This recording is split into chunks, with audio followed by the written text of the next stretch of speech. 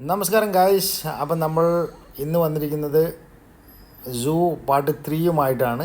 ഇതിൽ നമ്മൾ കുറച്ച് വെറൈറ്റി മൃഗങ്ങളെ കൂടി പരിചയപ്പെടുത്തുകയാണ്.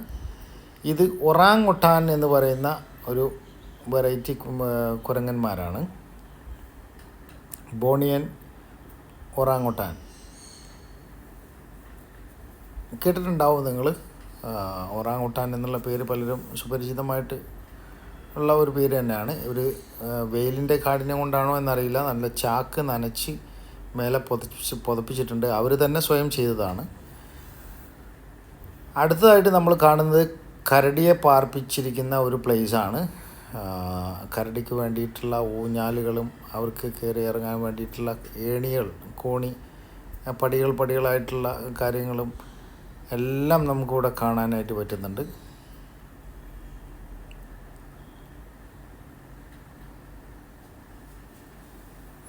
അടുത്തതായിട്ട് നമ്മൾ കാണാൻ പോകുന്നത് ചെന്നായകളെയാണ്. നമ്മൾ കാണാൻ പോകുന്നത്. നിങ്ങൾക്ക് ഈ കല്ലുകൾക്കിടയിൽ ചെന്നായകളെ നിങ്ങൾക്ക് കാണാം.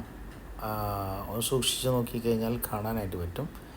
ഇതാണ് ചെന്നായ എന്ന് പറയുന്ന.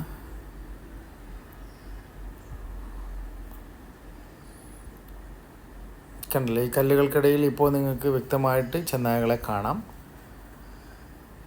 ചെന്നായകളുടെ ഒരുപാടെണ്ണമുണ്ട്. ചെന്നായകൾ കൂട്ടമായിട്ടാണ് മറ്റു മൃഗങ്ങളെ ആക്രമിച്ച് കീഴ്പ്പെടുത്തുന്നതും അവർ ഭക്ഷണം കണ്ടെത്തുന്നതുമെല്ലാം.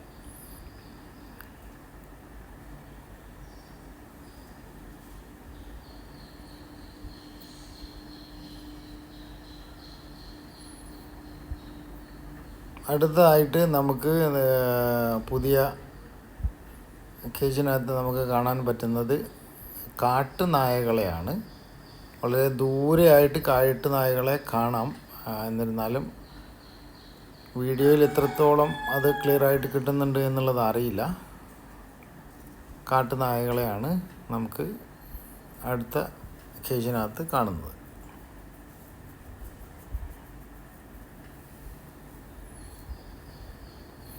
അടുത്തത് ഒരു വെള്ളച്ചാട്ടം, അതല്ലെങ്കിൽ വെള്ളത്തിൻ്റെ സ്പ്രേ,